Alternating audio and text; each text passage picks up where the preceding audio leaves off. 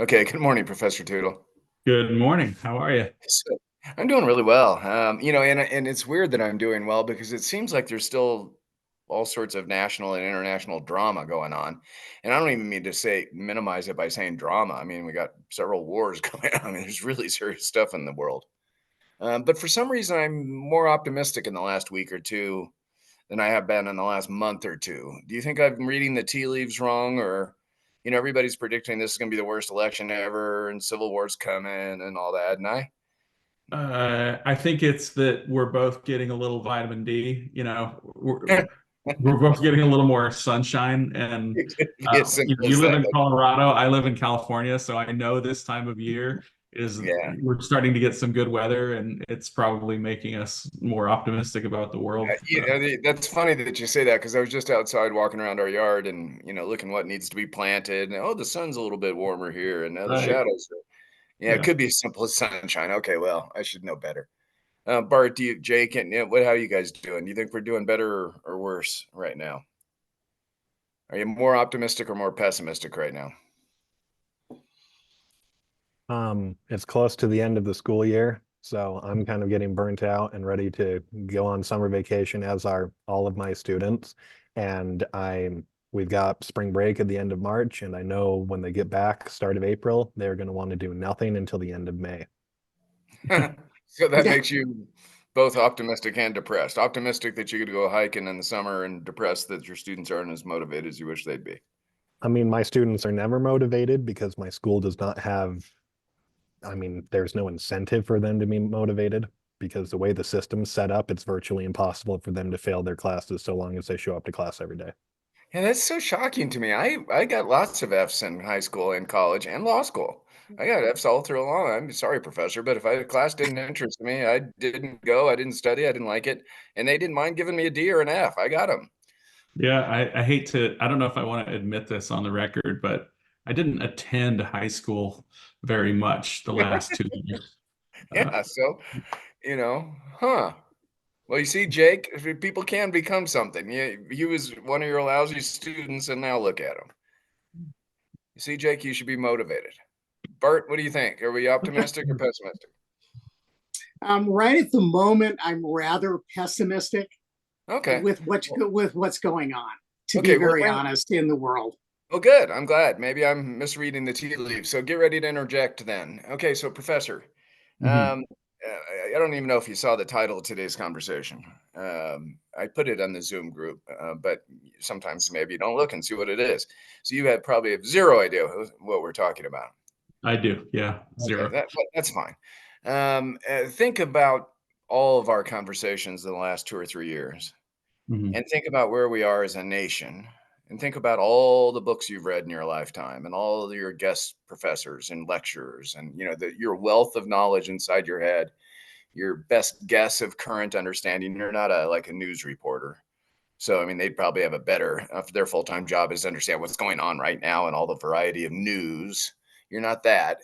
But you do more than most people think about how the world works and how it used to work and why it worked and what kind of, there's very few professions that's their job, is to understand societies and politics and history and government. And they very few professions, and there are some, but it's what, a 1 percenter or 0.1 percenter of all the jobs. I mean, a lot of people dig ditches and fix windshields, and there's lots of jobs out there.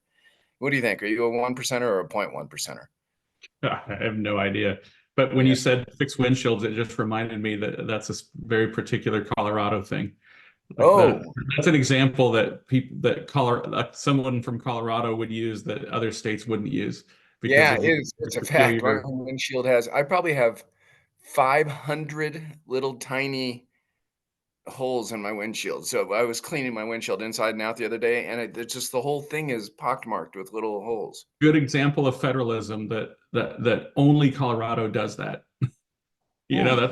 That's a uniquely Colorado thing. The windshield breaking and Well, being pitted and all that. well, So, Bert, I have now joined you in the pessimistic group because I'm kind of bummed out because it's, insurance doesn't pay for potholed windshields. It has to be cracked, and then it's still expensive. You still have to pay the deductible or something. So anyway, I've got this. I can barely see out of my windshield because it's got so many little holes in it. I'm But kidding. windshield repair is cheap. It's a good example of the free market at work because it's cheaper in Colorado than it is in most other states. That's because that's all we do is fix it. Huh? Right. Yeah, but you have more market pressures. Sorry. Okay, so the big topic, I don't know how we wound down in a little life practicality thing. I guess you can't drive without a windshield. But Yeah. the kids these days don't want to drive anymore, or at least government's trying to get them not to drive, and they don't want to Yeah. apparently. So, but the bigger topic is what is America's priorities? And of course, we know that what they are because we have an election every 4 years, and of course, the candidates are out there talking big picture. There's 340 million of us, or however many there are, and they're gathering the collective thoughts of us all and their history, and giving us a big vision of where we want to go and what we want to be known as, and what we want to accomplish, and what we want to do, and what we want to avoid.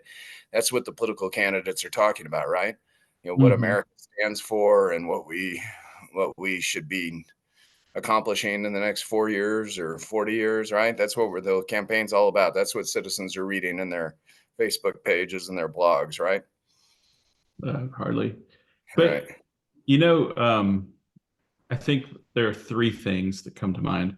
First okay, is, so you're running for office, or you're understanding what? I mean, this is your reporting. Or maybe you haven't asked your question. I'm anticipating your question. Maybe. No, I love that, but it's just like we have an authoritative answer. Right. Okay. I'll let you ask it. What are America's 3 priorities? How's that?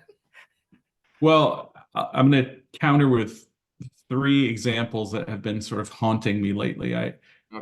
Yesterday I talked with a friend of mine, and I'm going to obscure some details because her family is literally, life and death, under life and death threat. She's an American married to a Russian who has lived in Russia and has many children, and one of her children is an adult.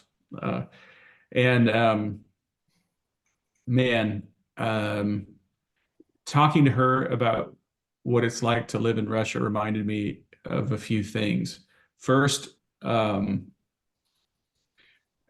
guess the first thing that struck me in the conversation is her firsthand understanding of things that are happening on the border with Russia that are concerning to people who live there, that can't really be reported to the outside world, because there isn't a story yet.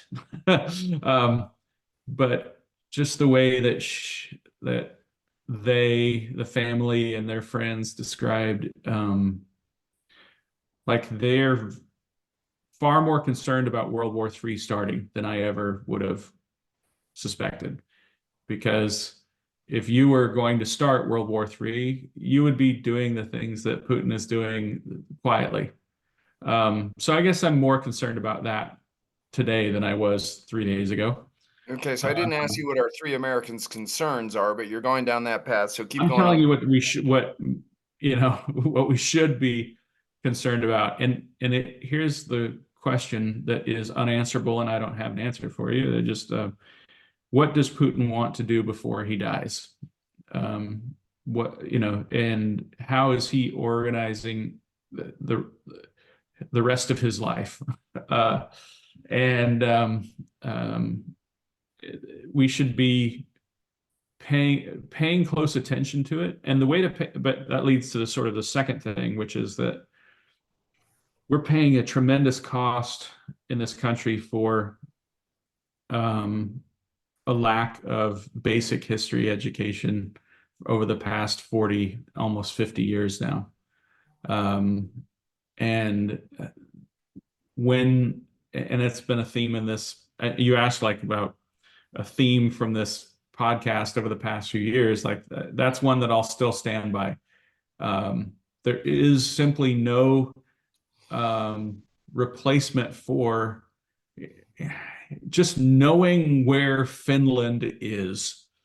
I'm not talking about some sort of historically biased, perspective on whatever, but just making everybody know geography, you know, and even though, you know, it's like educators think that they're doing kids a favor by turning away from the boring things, but like, you know, be as creative as you want, but come up with a way that you know your students know where countries are. I don't, you know, make them play Axis and Allies, for goodness sakes. I don't know. But and then having some sort of and I don't blame current teachers, and I don't blame current administrators, because we've set up this educational bizarro world of like people who major in and get degrees in education that has just removed all content knowledge from every level of education. And God, I would just, if I could wave my magic wand, I would just get rid of all degrees in education except for maybe an MA in educational administration. I would get rid of all other education degrees, make people learn things, you know. Professor, what's that word? It's on the tip of my tongue. I just can't bring it out. The science of teaching, the technique. Pedagogy. What is it? Pedagogy. Yeah, you know, and I never learned that until after law school, and I don't even know why I know that word. But there does seem some magic to this, how kids learn, and I was never Right. taught classes on how kids learn. So Have it taught by people who have degrees in psych and understand brain function. That there, because what people feel about how the human brain functions and what they quote unquote teach in education classes is not how the brain actually functions. So Well, because teacher here for those listening at home, okay, I took all of those pedagogy classes in college. They were taught by people who used to be like elementary school teachers who are now college education professors. When we got to the psychology, we just kind of breezed over it, and they said, just do what we say. The science says it works. But then the question is, well, can you explain the science to me? And they said, no, I was an elementary school teacher. Moving on. And so that's why largely the pedagogy classes that are required for teacher education programs are worthless. And you have people that get master's degrees only for the pay bump. And when they get done with the master's degree, they can't tell you anything they learned. you can't solve the problem of credentialism in America when you have the entire educational apparatus in America that is based on credentialism, because it's a copy and paste discipline. You know, the state wants X. What paragraph will keep us from getting in trouble? Copy and paste. We don't care. You know, what is it that gets me the next worthless, you know, credential or pay bump? You know, that in order to respond to something from the state. But so it reminds me though, like I'm going to tie this back. I want to tie this back to what I said about Russia, because one of the other things is that I asked my friend is like, because she talked about like how the government pressures, you know, creates pressure. And I said, I want to know, how do they do this? You know, how does an authoritarian terror state work? You know, how do you feel that oppression? And she gave me some really concrete examples, but well, sure. I don't want to overdraw this case. I don't want to say that like working at a school is the same as working in Putin's Russia, but understand that human beings are motivated by fear. And if there's an easy way to get on with your life, most people just take that. And it doesn't matter if you're living in Putin's Russia or if you're a teacher in Colorado or Utah or California. Like, this person wants me to bend my knee and say something, and then he'll leave me alone. Okay, I'll bend my knee and say something. And you'll give me more money if I sign up for something and then copy and paste a bunch of stuff into boxes. Well, okay, I'll copy and paste a bunch of stuff into boxes. So in many ways, like when we talk, if you've ever heard the expression like the chilling effect that takes place, well, the chilling effect is that there are only incentives to do things this way, and there's no incentive to tell the truth, work hard. The only thing that ever incentivizes that behavior is something that comes from within. Uh, so it's not like I don't want the audience to get the impression like all teachers are bad or something, but like teachers who actually care about content learning, not all teachers are heroes, but those teachers are.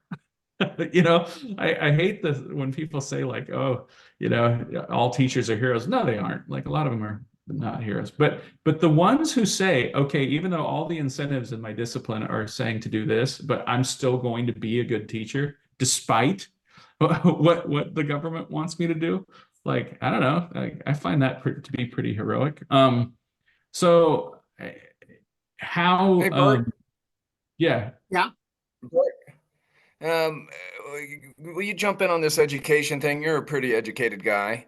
I have no idea. My guess is zero law school professors take classes in pedagogy, if that's how you say that word. But it seemed like almost all of my law school professors were extremely talented at making everybody in the class think, because you don't know when you're going to get called on and you have to say something of substance. And then when you say something of substance, they just ask questions back like, well, okay, and who said that? And was that a majority or a minority opinion? Or what case was it? And if you don't have an answer to that stuff, then either you didn't read the cases, or you're making stuff up, or you're dumb, or there's all sorts of things, but it doesn't add to the quality. So they may make you look foolish and then move to another student who actually knows what they're talking about. But And the you know rest, why that is. It's because you guys have to pass the bar exam. you have to Mhm. have, yeah, well, you don't. I didn't take the bar exam, Professor. Thanks for Oh, thanks sorry. for bringing up a sore spot in the life of John Bracken. I never even took it. Oh. But yes, if you want to practice law, you need to take the bar exam. Bart, can you give your insight on this second concern of the professors? And you can tie it in with Russia if you'd like.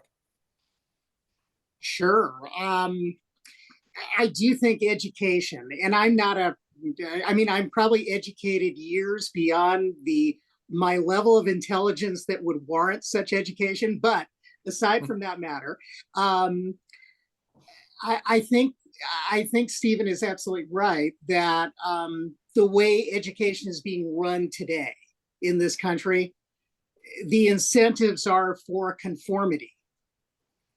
And that's really, I think, what you're talking about. Another way of looking at it. They want you to conform to whatever they want you to teach, whatever that might be. And I totally understand your and Jake's frustrations with that. And tying it back to what John was saying, yes, law school was for me anyway, it was a bizarre educational experience, because it took me about a year to figure out that the reason they were boring me to death was, exactly what Stephen said, a few minutes ago, that, yeah, they wanted you to pass the bar exam. And they knew if they didn't force a certain amount of material into your head, there was no chance you were going to pass the bar exam. So at least in my law school, that's what they did. Yeah. And I know there are a number of other law schools where they don't really do that, and they actually have trouble getting people to pass the bar exam, because the bar exam is like this bare bones kind of a thing. And yeah, law professors are a combination of frustrated lawyers who didn't think they were doing well enough as lawyers, so they started teaching. Some of them are people who are so sort of detached from reality that the only way they can relate to reality is literally memorizing things that no other human beings are capable of memorizing, and then repeating it back to people. Oh, that's great. So it's a bizarre kind of educational experience. Yeah. And it's much different from what you and Jake are doing, because you guys really are, you guys right at the moment are frustrated. So you don't believe that you're shaping people, I think, but you really are. Law professors, I don't know that they're shaping people. They're trying to they're trying to force people out who they don't really think belong in the profession. And that's what they're doing. That's what the whole system is set up to do. And if you can survive all of that and pass the bar exam, then you can be a lawyer, you know.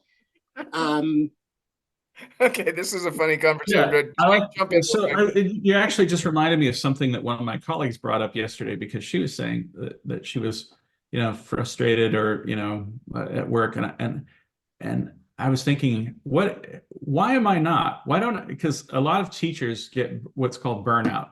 I mean, you Yeah. just get into the system, and it just grinds you down. And after a few years, and lawyers do the same thing. It's one of those professions where people think, oh, I don't know what I'm going to do, so I'm going to go to law school. And then you get your first couple jobs and it just grinds you down, and you say, I don't want to do this. I'm going to do something else. So it's an interesting parallel between education and law in that regard. But I was thinking about something she said, where she's just like, I'm not, my classes aren't getting any better. And I thought to myself, mine are. But the reason my classes are getting better is because I'm still continuing to do the work of a historian, which means that, I'm investigating this history thing that then I turn around and it goes into my classes. And then I have to, and then that will often say, oh, well, now I have to reassess all of this. And it means that, like, my entire class has to change. So, I wrote an essay a couple years ago on Madison and property, or maybe it was last year, I don't remember. But I had to go back. It was for Constituting America. And after I really thought about it, well, I had to go back and change my lecture on Federalist 10. And because it changed the way I saw Federalist 10. And seeing Federalist 10 in a different way meant that, like, I'm seeing the entire Federalist and the foundation of the government a slightly different way. I mentioned to John, one of my friends, Mark Landy, has a new book coming out. Like, I haven't read it yet, but I bet after I read it, I'm going to have to change some stuff in my class, but that's the kind of thing that keeps reinvigorating a teacher, because I have to keep going back and changing my class. Now, I get no credit for that in my, like, that all of that stuff that I do is, like, basically discouraged by my job.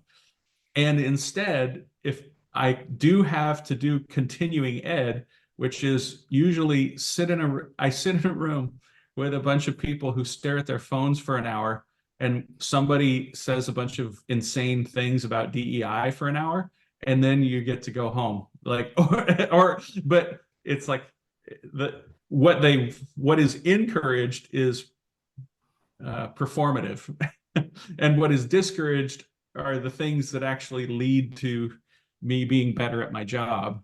And just, okay, I need to keep us moving. I know you have more to talk on that. Sorry. We'll do it another day. Jake, did you have something you wanted to jump in on? Well, I think it's kind of interesting comparing, Tootle being a teacher at the university level and then me being a teacher in high College. school. Yeah. Okay, Yes. college, yeah, whatever. Yeah. Yeah, I know. Sorry. So I feel like I am de-incentivized to do a good job at my job, if that makes sense. No, not Because- yet. Give one or two lines. Okay, so it's my first year at a new school, and first semester I tried to be really innovative with my students, get them to do work and get them to learn. And all that got me was parent and admin complaints. So I have dumbed down my curriculum, where it's basically you show up to class and you will get a passing grade. And the administration, my department chair, they love it. Because according to them, the goal is not to get students to learn, it is to keep up our graduation rate. And we need to get to 98% graduation rate for our students. And that is the most important thing we can do. You don't have tenure as a high school teacher. Why can you be so honest? This goes on the interweb and 7 billion people can see it. What happens if your administration listens to this? Well, it's the same feedback that our administration gets at our professional development. And they'll arrange our professional development seminars like once or twice a month. We'll sit there and they'll talk about, this is the major issue that's facing the school. And it's that we have too many students that are tardy. And so they say, we need to eliminate this problem. How are we going to do it? Well, we got rid of the problem because teachers just stopped marking students tardy. And so then the administration's like, oh, our professional development solved the problem. Look at that. And then you have teachers that will give feedback, and I give feedback at the end of the professional developments. And I say, these are major issues that the school is facing. Why are we not addressing them? And then next professional development, the administration will say, we read your feedback and we want to focus on this issue. And we talk about tardies again. And so our goal is not to teach students anymore. I have it on good authority from many of my students that they don't do anything in most of their classes if they're not AP classes. Our goal is to get them to pass so they can graduate high school. So to summarize this, I want you to, the misapplication of social science in politics has led to a situation where most of our educational institutions are anti-learning in their outlook because they believe that the direct application of social science in policy making will solve a problem. You know, in other words, social science is very good at identifying problems. Nothing wrong with using social science to identify problems. The problem is that when somebody says, this thing that has identified the problem, we can now use that, and how can we solve this problem? So you say students can't pass their English placement tests. Well, just get rid of the placement test. It's problem solved. Like, and just because your institution happens to be measuring something that might be going wrong in society, there's this belief among policymakers that the institution that is measuring a cultural problem can be the institution that solves that cultural problem. And that is just simply not true. But it's the largely, you know, politicians interfering with institutions in and misapplying social science. Well, the good news is last bite at this apple, Jake, then we're going to move on to the next part. Yeah. Well, and a lot of this is driven by parents, and our school board is spineless and won't put in any policies to help solve problems because we have identified the number one problem at the school is cell phones. We have not been empowered to do anything about phones, and we're essentially just told it's better that students are in class than not. So if they're on their phones, keep them in class. Like, just the goal is keep them in class. And then parents have openly told me, I don't care what my student's learning. I just want them to have a high grade so that they can get into this prestigious university. That's all they care about. I got one more thing, John. I said I had three, so you got to let me get. Yeah. Thank you for the transition. So my third random thought after your question, and this involves our conversation too, was that the biggest inequality and how we actually measure inequality in our real lives manifests itself in ability to pay legal fees. Because if you want to know like what the biggest difference in how you experience not necessarily the normal things in life, but the thing you should be most scared of is that you ever have to tangle with someone who's richer than you, who can afford more lawyers in court. Because it doesn't matter if you're rich. If you're rich, you're a target. And if you're poor, you are a potential victim. So I think and this isn't like a 10-year project, but I would say like if I were to project out, let's say America survives and we all love representative government or something. I think that over the next century, we're going to have to solve this problem because this is the way that inequality really manifests itself in real life. And I just think about everyone I know. What do we all run scared from? And I mean good people. Right. We all run scared from having any kind of a tangle, like some rich person gets his eyes on us. And I know rich people who are like, some law firm puts a target on me, you know, like, I don't know how to solve it. I just know that it's the way that inequality hurts It's a regular fascinating. Americans. And I've, Yeah. I've given some thought of that over the years. Bart, you spent 40 I years was of your gonna, career working with legislators who solved problems, most of whom weren't lawyers, maybe a tenth of them were. And you were the lawyer for those legislators. So I'm just pointing the finger at you that you're the problem with Russia, basic history education, and lawyers, because you could have worked with these legislators to solve these problems, right? you are correct. Yes, I probably failed. Largely, if you look at my entire career. I mean, I guess I helped them solve a lot of problems, but there were some I did not help them solve. Getting back to Stephen's first point in the three random points about his friend, who kind of intimately knows what Russian society is like. I heard a statistic the other day, and I'm not saying this to be disparaging toward Russia, but I almost can't believe this, but apparently between 20 and 25% of households in Russia do not have running water. Hmm. I heard that the other day and I kind of said to myself, oh my God, well, that kind of is a symptom, if you look at world affairs right now, of what we're going through, because you have a society that is so mismatched with ours. We view human progress in terms of, curing diseases and, I don't know, making our lives better and all this kind of stuff.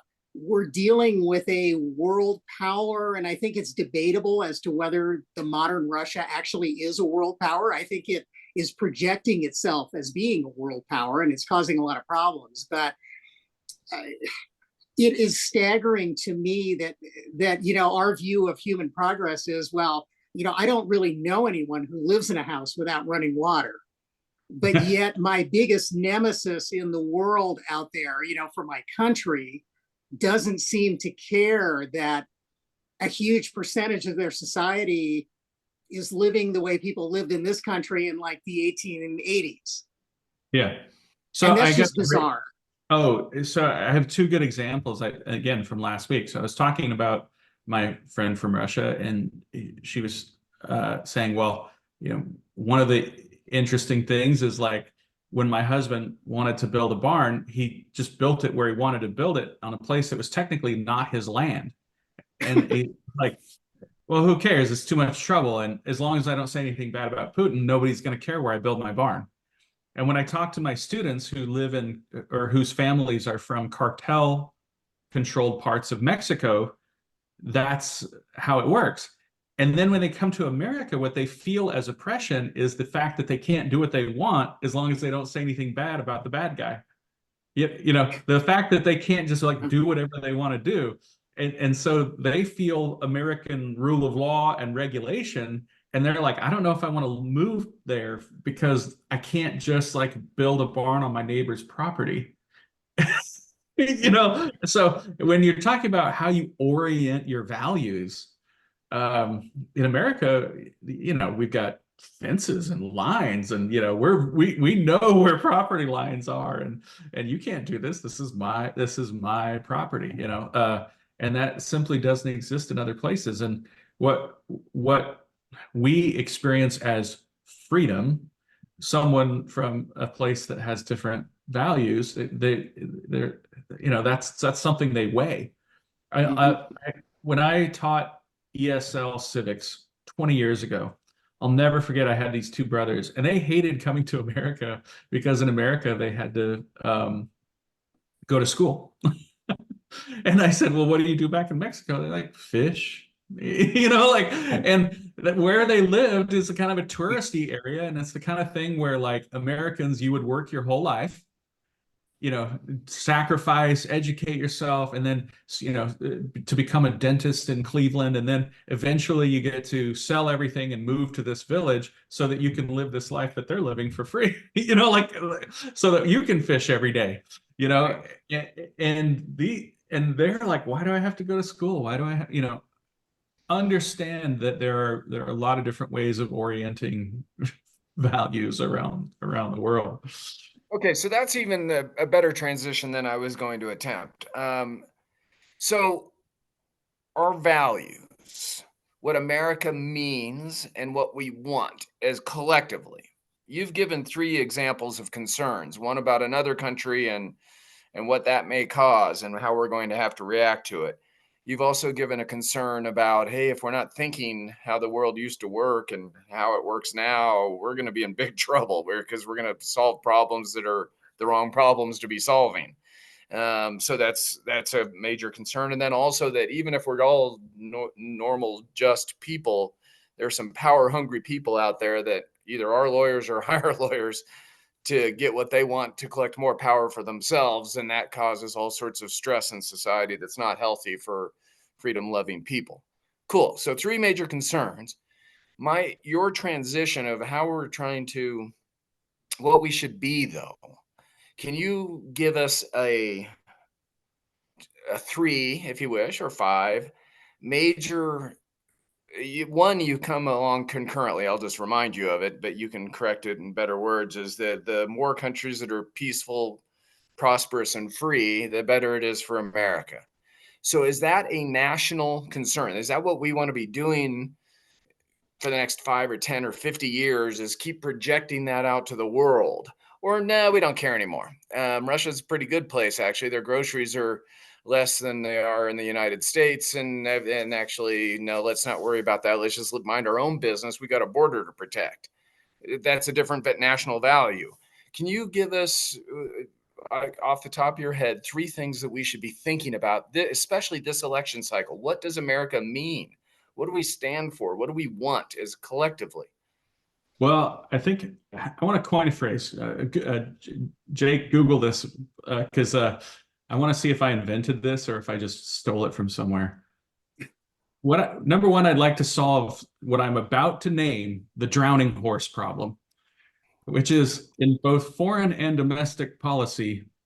We want to be able to build a trough, but we don't want to grab that horse by the back of the neck and shove its head into the water until the horse drowns, which is the temptation we seem to always have in foreign and domestic policy. So I'm going to call this, I just decided to name it the drowning horse problem, which is because we have the ability to build a trough that the horse can drink from, that we somehow think that we can shove that horse's face underwater and that it won't drown. Because we do it in foreign policy and we do it in domestic policy and we do it at local policy and we do it at state and in counties and we do it across and we do it in our classrooms. We want to always be the people who build the trough. And so that we can lead that horse to water. And what this means in terms of culture, I was thinking about this because I was teaching, I think it was Theodore Roosevelt's letter to Lincoln Steffens.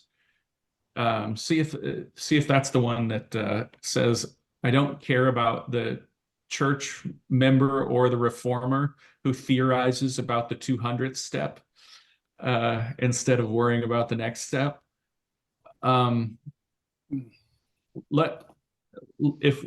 Let's create a culture where we want to be the people who work on making things a little bit better and then come back next year and try to make things a little bit better. And,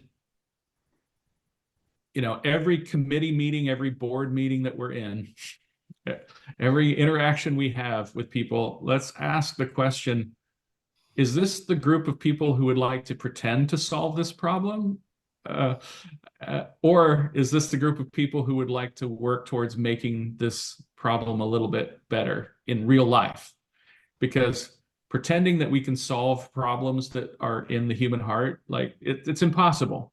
But if you'd like, we can all pretend that we're doing that, fill in boxes, and then pat ourselves on the back, call ourselves heroes, and get on with our lives.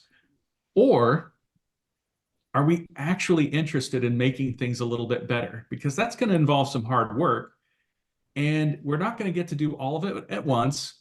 But what we can do is say, all right, let's listen to the people whose lives are actually affected by this. and let's actually really listen to them and see like what is actually best for them and try to make that a little bit better. And it's also my teaching advice, by the way, Jake, you know, like, you know, I was a bad teacher for 10 years, you know, like, and I've been a mediocre teacher for another 10, you know, maybe I'm at the, but every year I just try to make my classes just a little, I always tell people like, just fix one thing per year and you'll be the best teacher in America soon.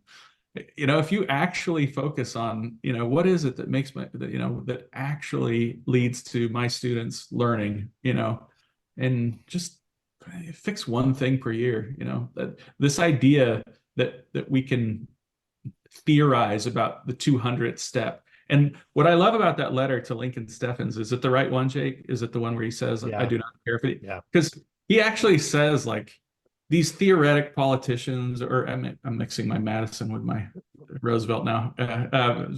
But he says like these politicians who engage in these vague mouthings about the system are just using this concept that's as nebulous in their minds as they are in yours. And you're when you run around saying that they're showing real leadership because they're focused on the evil, and he says there's no, like, just all that we need is a culture of people. I think he even has this quote, tell me if I'm getting this wrong. We need better men, better laws, and better administration of laws. And by far the first is the most important. He says, that's what I've learned in the last 25 years.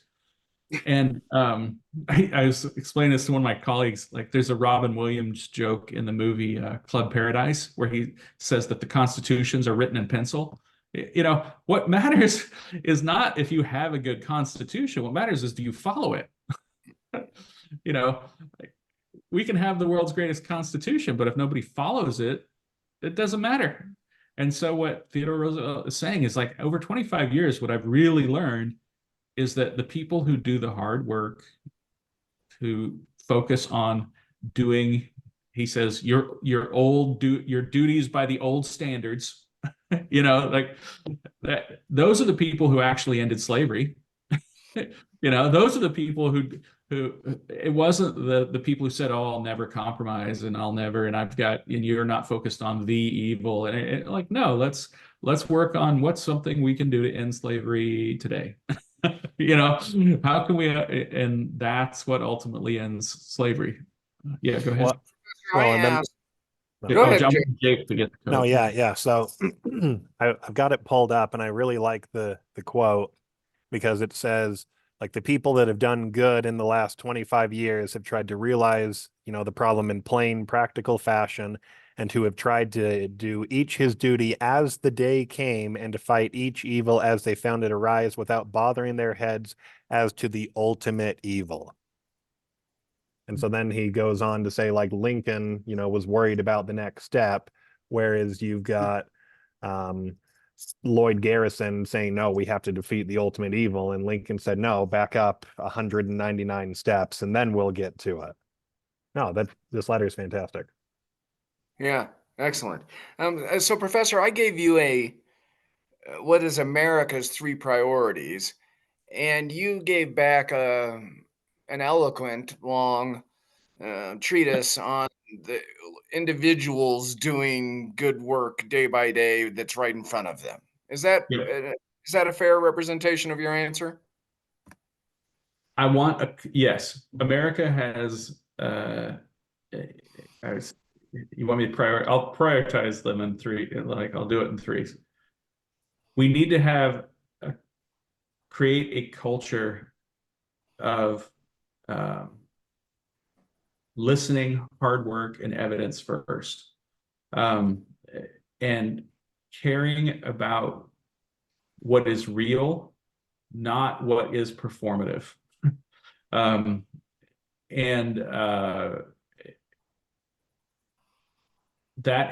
say, like, number 2, that should lead to caring about preserving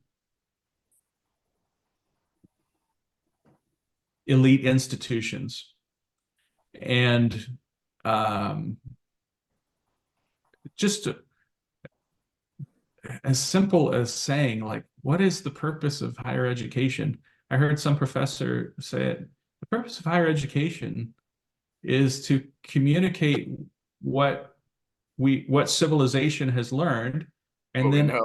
to that, like that. And if you say that's what we're supposed to be doing in education, take that as your mission statement, and it will solve a lot of these other cultural problems we have. And I think that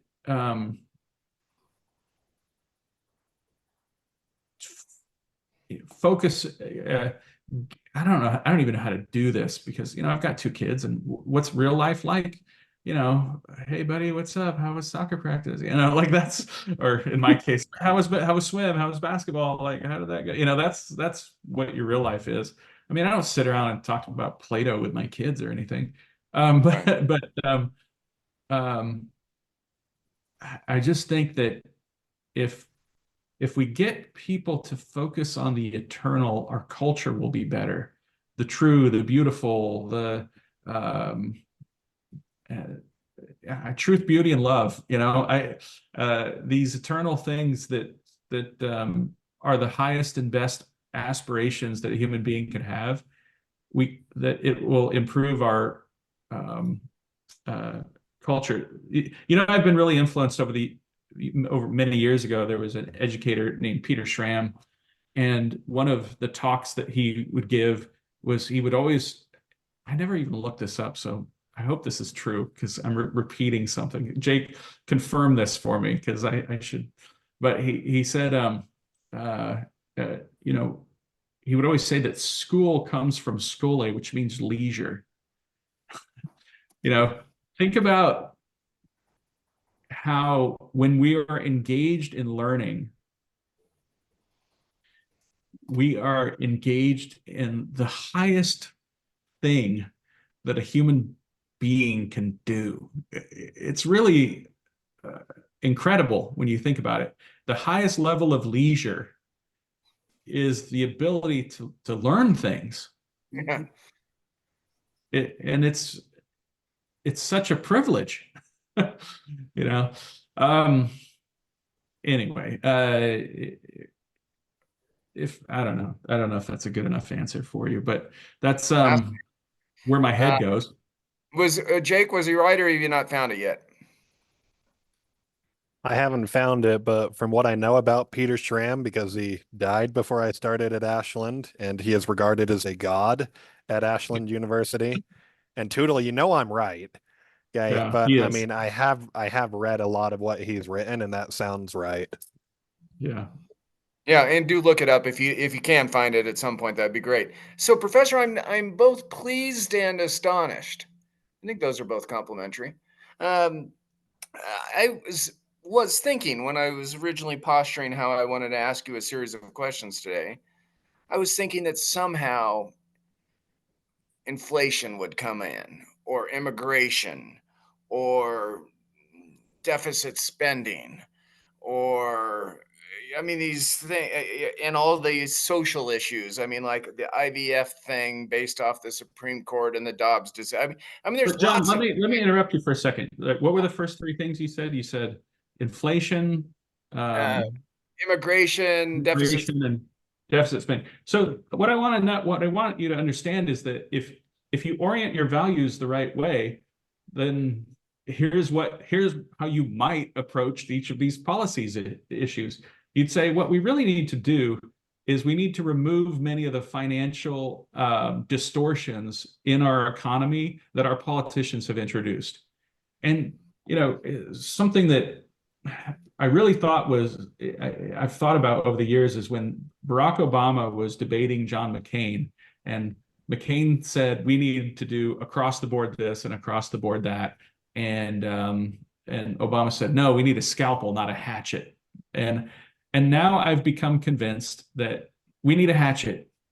Like, our politicians have proven themselves incapable of of creating an economy without these bizarre incentives throughout in the tax code and what it does is it creates these boom and bust cycles of inflation that rather than letting the market work its magic.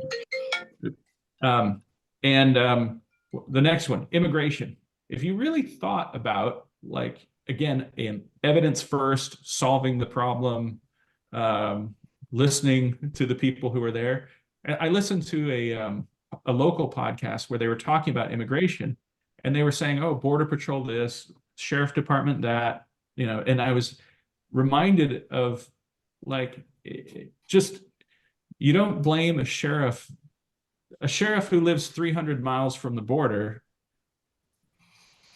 knows a part of the problem because he's in charge of law enforcement and in many cases dealing with federal authorities and dangerous criminals. That's not really immigration policy. That's very different from the hardworking guy from Thailand who would like to relocate his family to America, right? So let's think about each of these areas differently.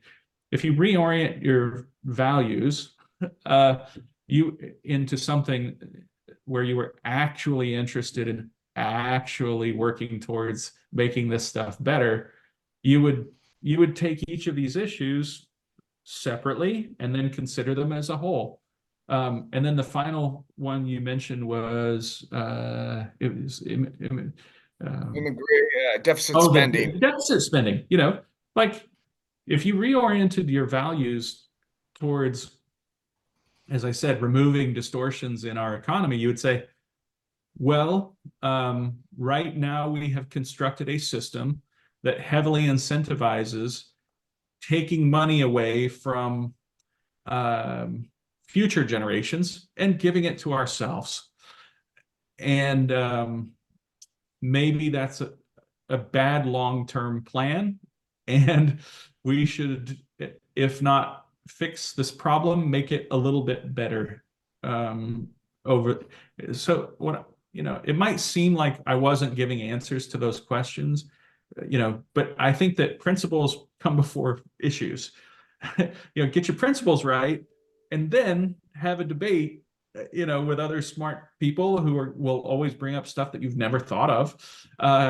And then principled people can work on issues. But you got to get your culture right first. And then you got to get your governing principles right. And then you can start looking at issues, but it's reversing how we even think about politics. So this isn't a Republican Democrat or a liberal conservative thing you're advocating. I mean, yes, in some instances, a scalpel sure sound. I mean, a hatchet. Hatchet, thank you. Sure sounds more like a conservative thing. Abolish the Department of Education. That sounds conservative. But what you're arguing, though, doesn't sound to me like a one side's bad, the other side's good kind of way.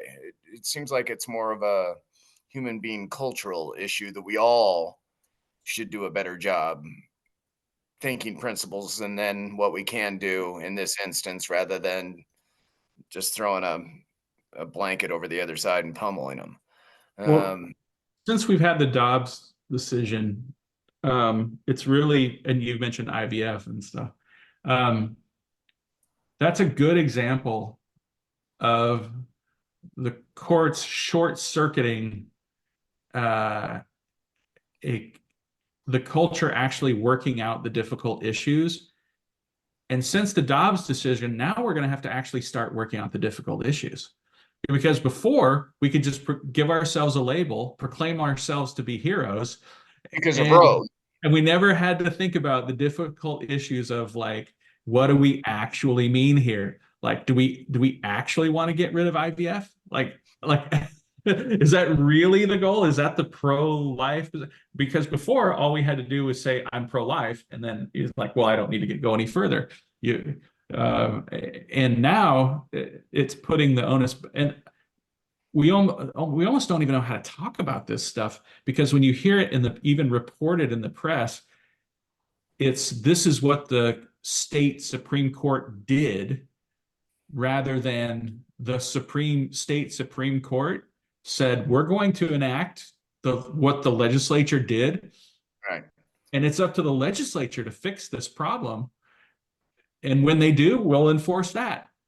But, part of that is just the sort of, I mean, my friends who are journalists, they don't even think in these terms.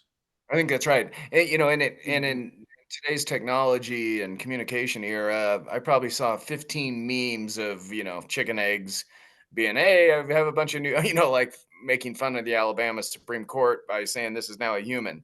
I mean, like within minutes, there was these memes ridiculing the Supreme Court. And We need to now, point out that the eggs that we eat are not fertilized. yeah. Like, But and there are now certain cultures that eat fertilized eggs, but for the most part, Americans don't eat fertilized eggs. But for the most part, you're right. Every single legislature now, so 100 times 50 states are having to talk to their constituents about it in a way that 2 or 3 years ago, they didn't have to talk about it at all. They could just put a Yeah. label on themselves. And I remember studying this probably 10 years ago about abortion. What I found amazing is that once you got people past, are you pro-life or are you pro-choice? And I think it was the Pew Institute that was asking some of these questions. They began asking questions about, what do you actually advocate? They found that something like 80% of Americans had exactly the same position on abortion. But they might have argued like, oh, this week versus that week, or, but it was such a divisive 50-50 issue on the top level, but because people would just go to their labels and never actually get to the part where they said, oh, well, do you want the doctor to go to jail? And he said, well, I don't, I mean, it depends, right? And then but essentially getting rid of,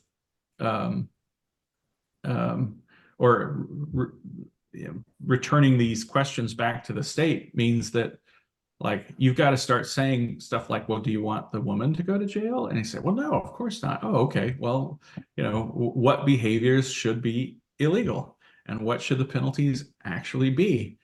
And what, getting people to agree on just stuff like, one of the things I always found frustrating is when you talk to people about deficit issues or budget issues, getting people to just agree on, what are we going to call a cut?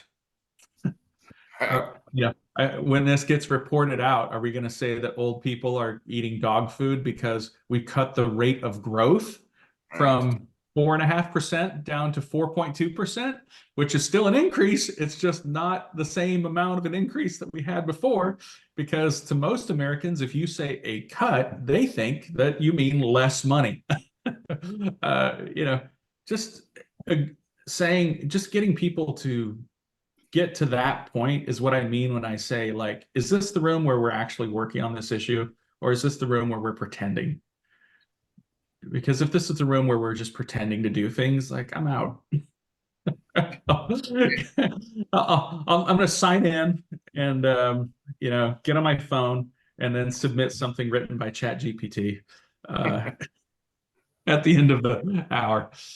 That's almost a good way to end this, but I don't want to end it exactly at that. Bart, after you've reflected on what we've talked about for a little bit of over an hour, can you give some instinct of what you heard and what you wish you would have heard? Well, I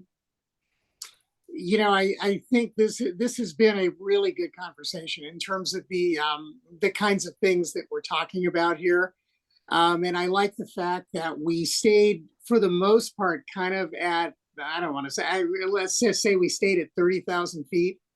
And so, the last little bit of the conversation here, John, you were trying to take us down, to around 12,000 feet, something like that.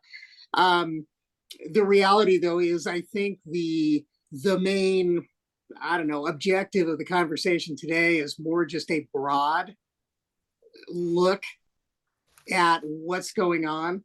And the reason I brought up the thing about the, I guess the 20% of homes in Russia not having running water was just to kind of put out there the fact that, I think people are very frustrated right now with international affairs.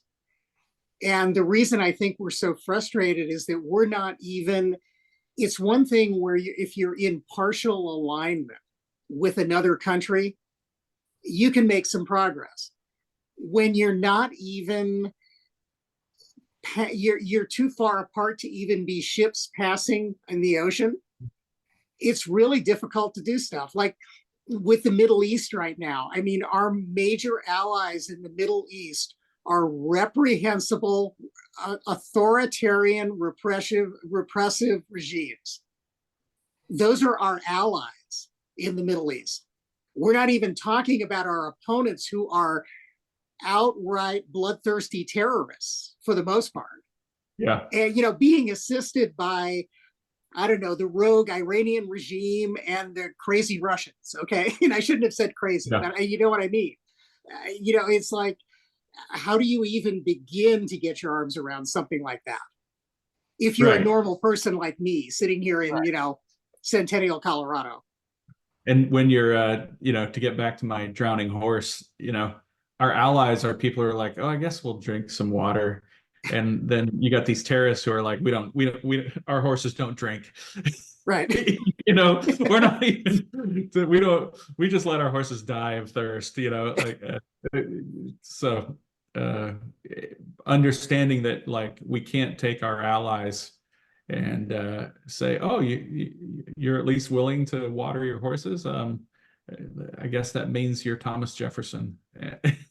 You're the new Martin Luther King. Like Right. I'll slow your roll. Like, let's. Well, and here I'll give you an example of something I'm dealing with here in my life, and I'm going to try to kind of like simplify this just for time and stuff. Yeah, but John, way back when we were doing our local government stuff here, I'm still actually on one of the boards that everybody put me on back in 2000. Well, this was in 2006. We created in our area here a stormwater authority. You're still on SEMSWA? I am still on SEMSWA. Well, Over your taxes. Exactly.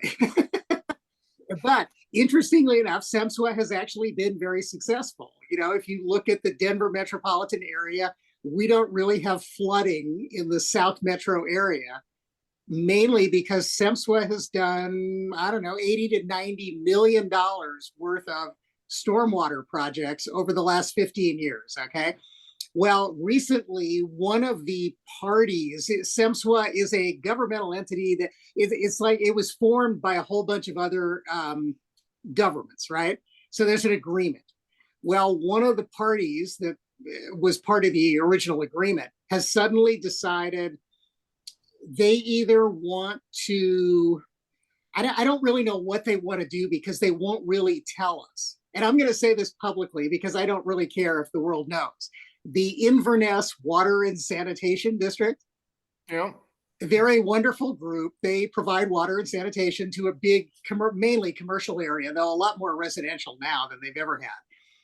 And they've decided that they want to have a large creek that flows through their water and sanitation district to be completely redone in the next year. Well, what they're neglecting is the reality of what's involved in stormwater drainage projects, because we don't do stormwater drainage the way they did it in like 1913.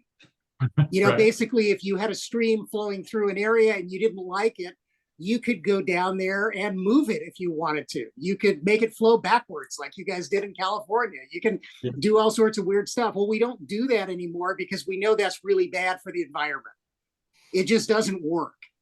Okay, but these guys want to do that now. They don't want to make the stream flow backwards. They basically want to turn it into like a Japanese garden so that it looks beautiful. And they don't understand that's not the purpose of the Stormwater Authority that I'm on the board of. So they're threatening now to pull out of this entity that they've been part of for the last 15 years. And of course, they have not had to do any stormwater, but they claim that they can do it. And everybody knows they can't. But I noticed in the original agreement that created this organization, it says specifically in there that the only way any of the parties can get out is if basically the two major parties that were involved in it, which is our county and my city, the city of Centennial, agree to let them out. Well, I have it on very good authority that that's not going to happen. So basically, these guys are running around creating kind of semi-chaos, saying, oh, we're going to pull out. We're going to take all of our toys and we're going to go home. Well, the reality of the world today is, number one, they can't completely build this, I don't know, 5 mile, rebuild the 5 mile stream, which no one's going to let them rebuild anyway, because the federal government's not going to do it. The state government's not going to do it. And even my organization can't totally rebuild something like that. We can rebuild parts of it. We can improve it. We can do things around the edges to make it great, but we can't turn it into a Japanese garden. And, it's like those are the facts. Okay. That's not like a debatable policy debate. I guess you can have a policy debate about that, but why bother? It's not really. Bart, tie it together for me a little bit. You lost me on how you got on the story. Okay, so here's why I'm telling the story. And I know the story is much too long, but the reality is it kind of goes back to what Stephen was talking about a minute ago with, kind of doing the real work as opposed to doing the performative work. This entity that I'm talking about now, they want to do the performative work. They want to bang on the table and say, you're not spending enough money. You're not doing the stuff we want you to do. The reality is you can't do that stuff anyway. Yeah. So why don't you figure out what we actually can do? Okay. And talk to us about doing that. And I have the same thing happened, believe it or not, a few years ago when after Hurricane Katrina, FEMA went in, new flood maps for every place in America. And it seemed really absurd, but we have a dam that's operated by the Army Corps of Engineers that FEMA says doesn't exist. And essentially they said that anything that's earthen, you have to draw your flood maps as if it's not there. Well, we have a lot of earthen dams and creeks the original name of Visalia was Four Creeks because there are 4 creeks that run through the town. And we have so many overlapping legal authorities over those creeks and ditches that it's impossible to do anything with them. But we have managed over the years to create a flood zone, that takes care of any. And we have a terminus dam that actually prevents this water from just rushing out of the hills. So we had a politician who, when FEMA came out with their new flood map, said, I'm going to fix this problem. And anybody who knew anything at the time was like, fix this problem? Like,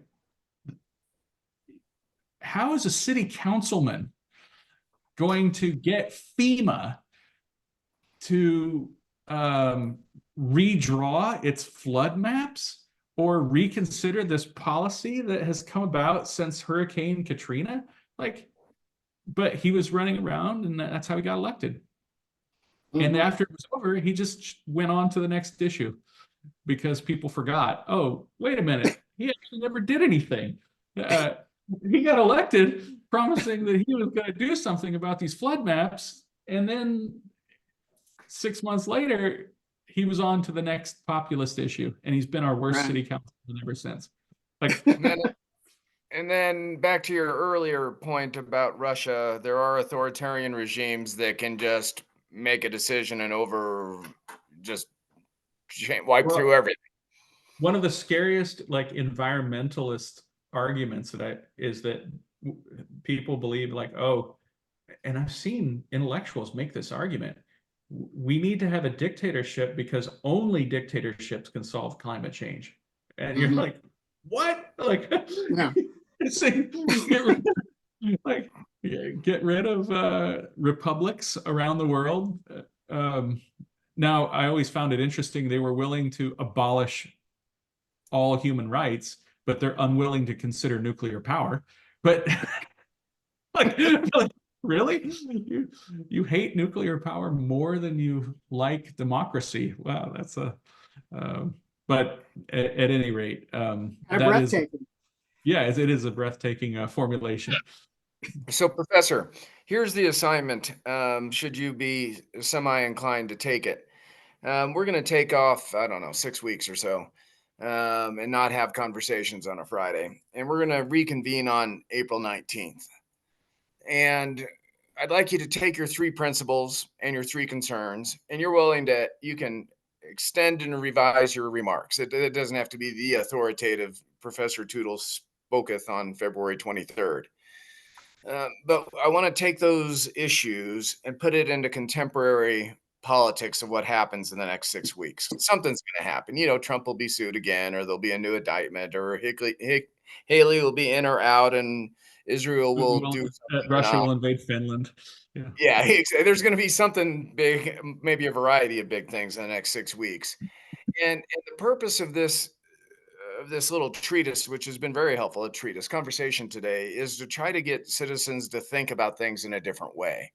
Instead of just being reactive to some news report or meme and throwing a brick at the other side and not even then moving on with their day, maybe there's some better way to think through their own life, and how to be a good citizen, and how to be in consort with other citizens, how to be more effective in getting what they want.